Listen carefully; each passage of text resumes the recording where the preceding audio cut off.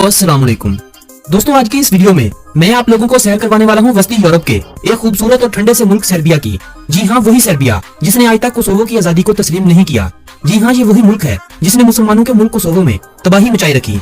इस मुल्क के बारे में बहुत सी ऐसी बातें हैं जिनसे शायद आप लोग आज से पहले नावाकिफ होंगे, लेकिन आज की इस वीडियो को पूरा देखने के बाद मैं यकीन से कह सकता हूँ कि वस्ती यूरोप में वाकई इस मुल्क के बारे में आपको उर्दू जुबान में ऐसी वीडियो देखने को हरगिज नहीं मिलेगी।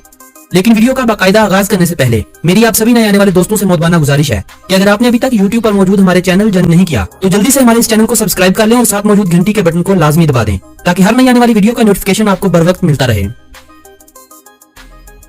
दोस्तों, सर्बिया के बारे में कहा जाता है कि 4वीं सदी कबले मसीह में यूनान से इलेरियन, थ्रेशियन और डेशियन कबीले के लोगों ने यहाँ आकर आबादकारी की। फिर यहाँ रूमियों का दौर दौरा कायम हुआ। रूमी सल्तनत ने यहाँ अपना खास मुकाम बनाया।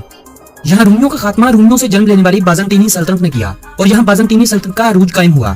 6वीं सदी ईस्वी में यह इलाका बोईकी के नाम से मशहूर हो गया। बोईकी का मतलब व्हाइट सर्ब्स होता है। इस जमाने में बोईकी तुर्की के मुखालिफ सिमत वाले इलाके को कहा जाता है। तुर्की की मुखालिफ सिमत में हंगरी ही आता है और शायद ये इस्तेलाह हंगरी के लिए ही इस्तेमाल की जाती रही हो। 7वीं सदी के आगाज में यहाँ प्रिंसिपैलिटी ऑफ सर्बिया का क्याम अमल में आया। आज के सर्बिया, अल्बानिया, कोसोवो, बोस्निया, मोंटीनेग्रो और क्रोएशिया इसी प्रिंसिपैलिटी का हिस्सा बने।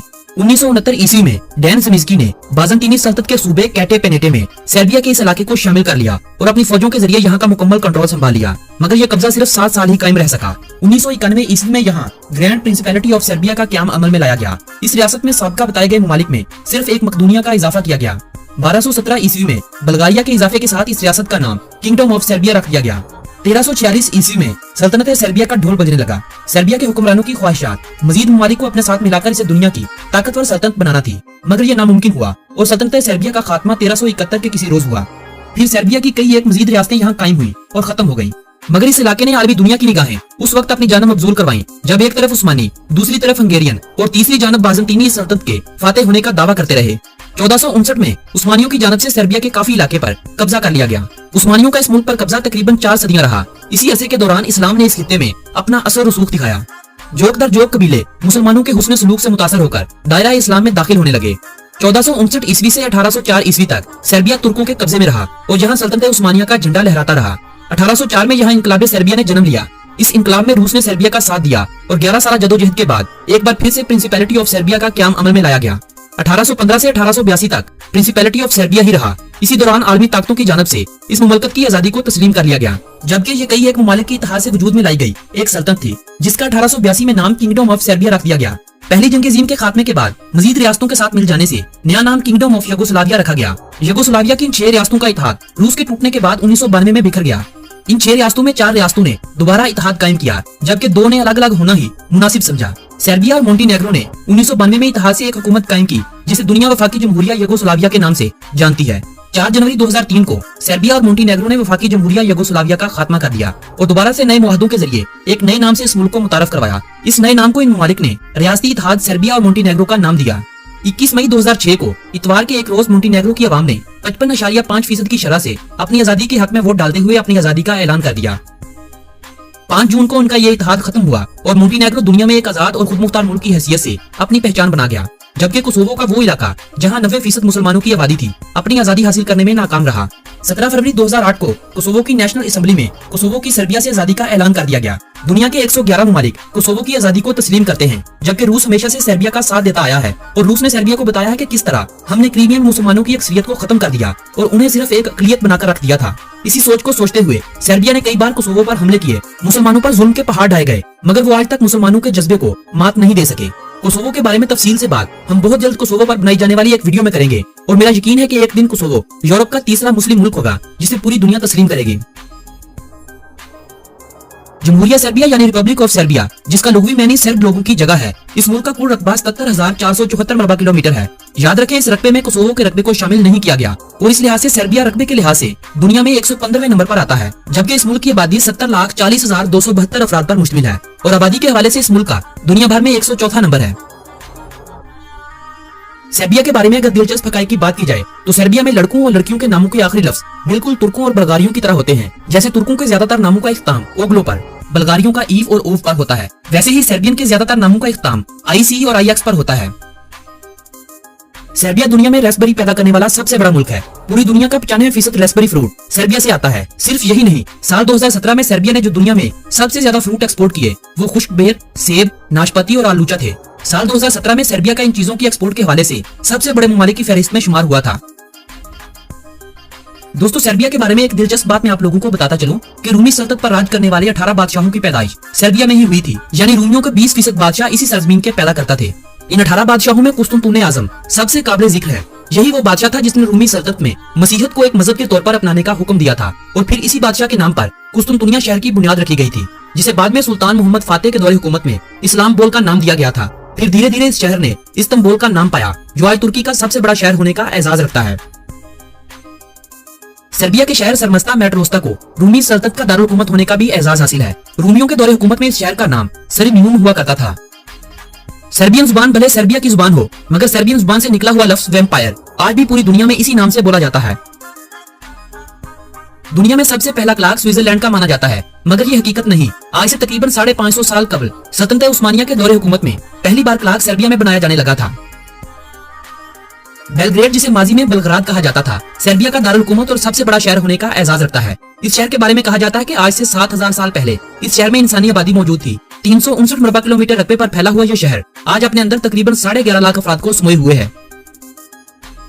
सर्बिया की कौमी और सरकारी जुबान का दर्जा सर्बियन यानी सर्बियाई जुबान को हासिल है, जबकि Hungarian, Bosnian, Romanian, Croatian, Albanian और रोमेनियन दीगर तस्लीम शुदा जुबानें हैं जो ज्यादा तादाद में इस मुल्क में बोली जाती हैं। मसीही आबादी इस मुल्क में सबसे ज्यादा पाई जाती है। मसीहत के फिरके ऑर्थोडॉक्स को इस मुल्क की 84.59% आबादी मानती है। 4.97% कैथोलिक, 3.10% मुस्लिम इस मुल्क में आबाद हैं, जबकि 7.34% ऐसे लोग हैं जो दीगर मज़ाहब से ताल्लुक रखने के बावजूद अपने मजहब की पैरवी नहीं करते। +381 सर्बिया का कॉलिंग कोड, जबकि .rs इस मुल्क का कंट्री डोमेन नेम है। सर्बिया की करेंसी को सर्बियन दिनार कहा जाता है, जो एक दिनार 1.20 पाकिस्तानी रुपयों के बराबर, जबकि एक इंडियन रुपए के बदले में 1.5 सर्बियन दिनार हासिल किए जा सकते हैं। सर्बिया ने यूरोपीय यूनियन का मेंबर मुल्क बनने की ख्वाहिश जाहिर की थी, जिसके बारे में कहा जाता है कि साल 2025 में सर्बिया यूरोपीय यूनियन में शामिल हो जाएगा और ये अपनी करेंसी को यूरो में तब्दील कर लेगा। सर्बिया वक्त के लिहाज से पाकिस्तान से 3 घंटे पीछे है, जबकि इस मुल्क की पाकिस्तान से दूरी 4479 किलोमीटर बनती है। पाकिस्तानियों को सर्बिया में दाखिले से कबल सर्बिया का वीजा हासिल करना होगा, जो आप कराची में सर्बियन कॉन्सुलेट ऑफिस से हासिल कर सकते हैं, जबकि भारतीयों और ईरानियों को सर्बिया का वीजा लेने की जरूरत नहीं होती, क्योंकि इन दो ममालिक के लिए सर्बिया ने वीजा ऑन अराइवल की सहूलत दे रखी है। बस होटल बुक करें और टिकट खरीदें और सर्बिया में दाखिल हो जाएं। आपको शायद इस बात का इल्म हो कि पहली जंग अजीम के आगाज की वजह ऑस्ट्रिया का एक शहजादा फ्रांस फर्डिनेंड का कत्ल बना था, लेकिन शायद आपको इस बात का इल्म ना हो कि इसे कत्ल करने वाला एक सर्बियन शहरी था। ये बात भी शायद आपके इल्म में इजाफे की वजह बने कि सर्बियन जुबान सल्तनत उस्मानिया की 4 सरकारी जुबानों में से एक थी। दोस्तों, सर्बियन लोगों का शुमार दुनिया में सबसे ज्यादा मेहमान नवाज लोगों में होता है। अगर आप सर्बियन लोगों की मेहमान नवाजी का नजारा लेना चाहते हैं तो सर्बिया के शहरों से दूर निकल जाइए, जहां छोटे छोटे गाँव में बड़े बड़े दिल वाले लोग रहते हैं। फुटबॉल सर्बिया में सबसे ज्यादा पसंद की जाने वाली और ज्यादा खेली जाने वाली खेल है, जबकि दीगर ज्यादा खेली जाने वाली खेलों में basketball, tennis, volleyball, water polo और हैंडबॉल का नाम काबिल जिक्र है। सर्बिया में तालीम की शरह 98% है। 35% सर्बियन कंप्यूटर का बाकायदा इस्तेमाल करते हैं, जबकि सर्बिया की 70% आबादी इंटरनेट का बाकायदा इस्तेमाल करती है। सर्बिया की मईशत में सियाहत का शोबा मजीद तरक्की कर रहा है। साल 2017 में 15 लाख से ज्यादा गैर मुल्की सर्बिया में सैरो सियाहत की गर्ज से दाखिल हुए थे, जिनसे हासिल की गई आमदनी $1.44 बिलियन बनती है। सर्बिया की मईशत में ज़राअत का बहुत बड़ा किरदार है। ज़राअत के हवाले से सेब, सूरजमुखी, शकरकंदी, सरसों और आलू अहम फसलें हैं, जबकि सनतकारी में गाड़ियों की सनत ही सबसे बड़ी सनत है, जिसे ज्यादातर गैर मुल्की इन्वेस्टर ही चला रहे हैं। सर्बिया के लोग कॉफी का बाकायदा इस्तेमाल करते हैं। शायद ही कोई ऐसा दिन हो कि कोई सर्बियन कॉफी पिए बगैर अपना दिन गुजार जाए।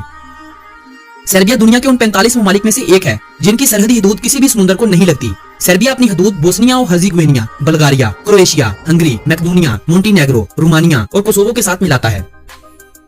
सर्बिया के बारे में जहां बहुत सी दिलचस्प बातें हैं, वहीं सर्बिया के पोवलेन पहाड़ों में गोल शक्ल के ऐसे पत्थर भी पाए गए हैं जिनके बारे में आज तक कोई नहीं बता सका कि ये पत्थर कितने साल पुराने हैं, और ना ही कोई ये बता सका है कि कदीम अदवार में इतनी महारत से इंसानों ने इस कदर गोल पत्थर कैसे तराशे होंगे। दोस्तों, सर्बिया में अगर आपका कभी जाना हो तो मेरी चंद बातें अपने जहन में नक्श कर लें। किसी भी सर्बियन से कभी भी 90 की दहाई के बारे में मत पूछें। 1990 से 1992 के दरमियान सर्बियन लोगों ने बहुत सी अपनों को खोया है, बहुत सी मुश्किलात से गुजरे हैं ये लोग। कभी भी इनके सामने कोसोवो की आजादी या कोसोवो के बारे में तज़किरा मत करें, क्योंकि ये वो बातें हैं जिनसे सर्बियन लोगों के जख्म ताज़ा हो जाते हैं। सर्बिया के दारुल हुकूमत बेलग्रेड में वाक़े सेंट सावा टेम्पल ऑर्थोडॉक्स मसीहत का सबसे बड़ा टेम्पल है। इस टेम्पल को सिर्फ ऑर्थोडॉक्स ही नहीं बल्कि मसीहत के 10 सबसे बड़े चर्च में शामिल किया जाता है। सर्बिया में 5 नेशनल पार्क हैं। सर्बिया का 58% रकबा काबिल काश्त है। सर्बिया के 31.6% रकबे पर जंगलात का बसेरा है। सर्बिया दुनिया के उन ममालिक में से एक है जहां साल भर जल्जले आते रहते हैं। इन जल्जलों की नोयत इतनी ज्यादा तो नहीं होती, मगर कभी कभार ये सर्बियन लोगों की जिंदगियां हैं उजाड़ देते हैं। सर्बिया ने अब तक सिर्फ 1 नोबेल प्राइज अपने नाम कर रखा है। दोस्तों, ये थी सर्बिया के बारे में दिलचस्प मालूमात पर मबनी ये खूबसूरत सी वीडियो। अगर ये वीडियो आप लोगों की मालूमात में इजाफे का सबब बनी हो तो इस वीडियो को अपने अजीजों अहबाब के साथ व्हाट्सएप और फेसबुक वॉल पर शेयर करते हुए अपनी पसंदीदगी का इजहार करें। मेरी हौसला अफजाई के लिए लाइक का बटन दबाना हरगिज न भूलें। आप अपनी राय का इजहार बजरिया कमेंट भी कर सकते हैं।